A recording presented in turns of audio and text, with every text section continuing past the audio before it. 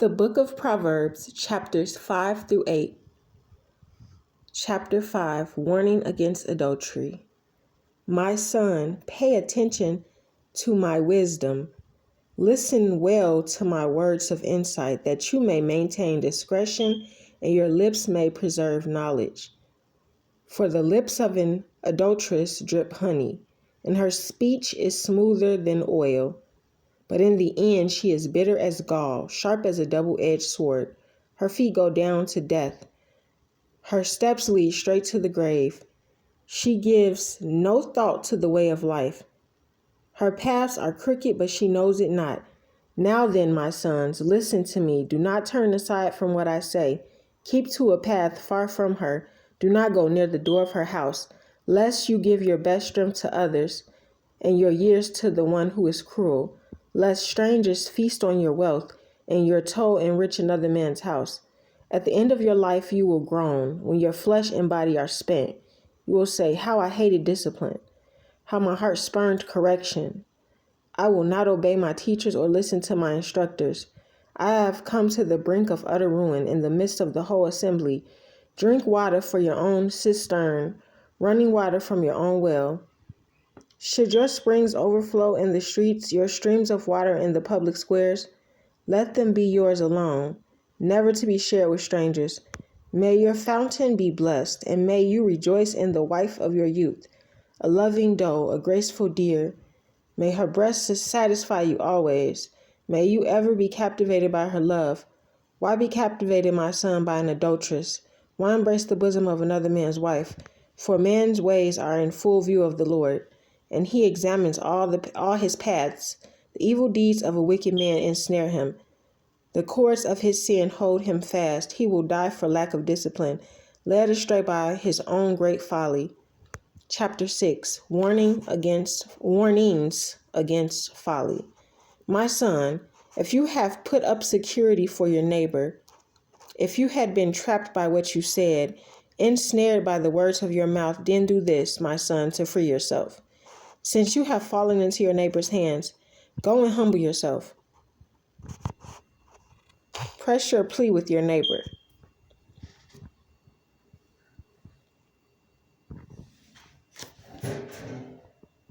Allow no sleep to your eyes, no slumber to your eyelids. Free yourself like a gazelle from the hand of the hunter, like a bird from the snare of the fowler. Go to the ant, you sluggard. Consider its ways and be wise. It has no commander, no overseer or ruler, yet it stores its provisions in summer and gathers its food at harvest. How long will you lie there, you sluggard? When will you get up from your sleep, a little slumber, a little folding of the hands to rest, and poverty will come on you like a bandit, and scarcity like an armed man, a scoundrel and villain, who goes about with a corrupt mouth, who winks with his eye, signals with his feet, and motions with his fingers, who plots evil with deceit in his heart. He always stirs up dissension. Therefore disaster will overtake him in an instant. He will suddenly be destroyed without remedy. There are 6 things the Lord hates, 7 things that are detestable to him: haughty eyes, a lying tongue, hands that shed innocent blood, a heart that devises wicked schemes, feet that are quick to rush into evil, a false witness who pours out lies, and a man who stirs up dissension amongst brothers. Warning against adultery. My son, keep your father's commands, and do not forsake your mother's teaching. Bind them upon your heart forever. Fasten them around your neck. When you walk, they will guide you. When you sleep, they will watch over you. When you awake, they will speak to you. For these commands are a lamp. This teaching is a light, and the correction of discipline are the way to life, keeping you from the immoral woman, from the smooth tongue of the wayward wife, or let her captivate you with her eyes. For the prostitute reduces you to a loaf of bread, and the adulteress preys upon your very life. Can a man scoop fire into his lap without his clothes being burnt? Can a man walk on hot coals, without his feet being scorched? So is he who sleeps with another man's wife. No one who touches her will go unpunished. Men, do not despise a thief if he steals to satisfy his hunger when he is starving. Yet if he is caught, he must pay 7-fold, though it costs him all the wealth of his house. But a man who commits adultery lacks judgment. Whoever does so destroys himself. Blows and disgrace are his lot, and his shame will never be wiped away.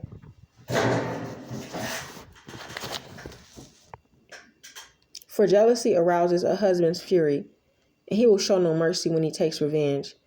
He will not accept any compensation. He will refuse the bribe, however great it is. Warning against the adulteress. Proverbs chapter 7. My son, keep my words and store up my commands within you. Keep my commands and you will live. Guard my teachings as the apple of your eye. Bind them on your fingers. Write them on the tablet of your heart. Say to wisdom, you are my sister, and call understanding your kinsman. They will keep you from the adulteress, from the wayward wife with her seductive words. At the window of my house, I looked out through the lattice. I saw among the simple. I noticed among the young men a youth who lacked judgment. He was going down the street near her corner, walking along in the direction of her house at twilight as the day was fading, as the dark of night set in. Then out came a woman to meet him, dressed like a prostitute, and with crafty intent. She is loud and defiant. Her feet never stay at home, now in the street, now in the squares. At every corner she lurks. She took hold of him and kissed him, and with a brazen face she said, I have fellowship offerings at home. Today I fulfilled my vows. So I came out to meet you. I looked for you and have found you. I have covered my bed with colored linens from Egypt. I have perfumed my bed with myrrh, aloes, and cinnamon. Come, let's drink deep of love till morning. Let's enjoy ourselves with love. My husband is not at home. He has gone on a long journey. He took his purse filled with money and will not be home till full moon. With persuasive words, she led him astray. She seduced him with her smooth talk.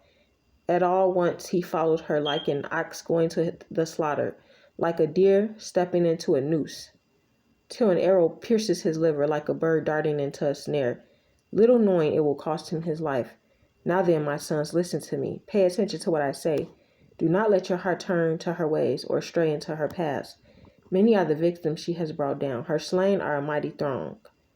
Her house is a highway to the grave, leading down to the chambers of death.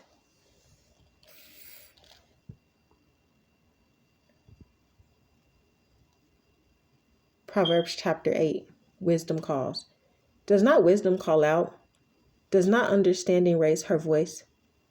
On the heights along the way, where the paths meet, she takes her stand beside the gates, leading into the city.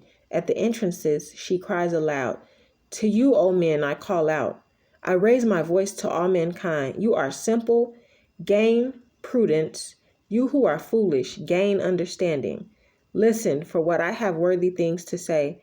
I open my lips to speak what is right. My mouth speaks what is true. For my lips detest wickedness. All the words of my mouth are just. None of them is crooked or perverse. To the discerning, all of them are right. They are faultless to those who have knowledge. Choose my instruction instead of silver, knowledge rather than choice gold. For wisdom is more precious than rubies, and nothing you desire can compare with her.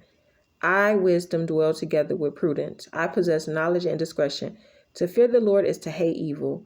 I hate pride and arrogance, evil behavior and perverse speech. Counsel and sound judgment are mine. I have understanding and power. By me kings reign and rulers make laws that are just.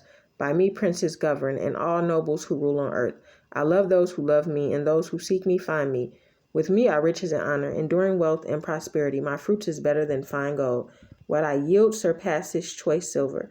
I walk in the way of righteousness, along the paths of justice, bestowing wealth on those who love me and making their treasuries full.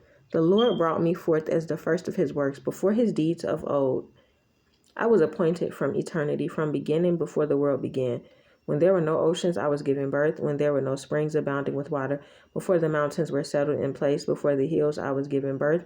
Before he made the earth or its field or any of the dust of the world, I was there. When he set the heavens in place, I was there. When he set the heavens in place, when he marked out the horizon on the face of the deep, when he established the clouds above and fixed securely the fountains of the deep, when he gave the sea its boundary so the waters would not overstep his command, and when he marked out the foundation of the earth. Then I was the craftsman at his side. I was filled with delight after day, rejoicing always in his presence.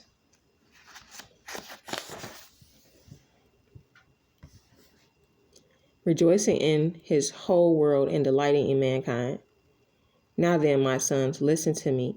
Blessed are those who keep my ways. Listen to my instruction and be wise. Do not ignore it. Blessed is the man who listens to me, watching daily at my doors, waiting at my doorway. For whoever finds me finds life and receives favor from the Lord. But whoever fails to find me harms himself. All who hate me love death.